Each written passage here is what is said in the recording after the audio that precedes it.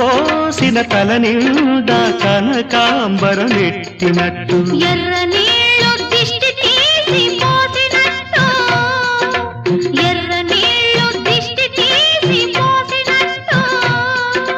కర్పూరం హారతి ఇచ్చినట్టు ఆకాశం ఎందుకో పచ్చబడ్డది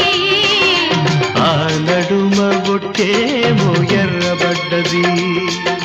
వీచే గాలుల తాకిడి సాగే గువ్వల అలజడి రమ్మని పిలిచే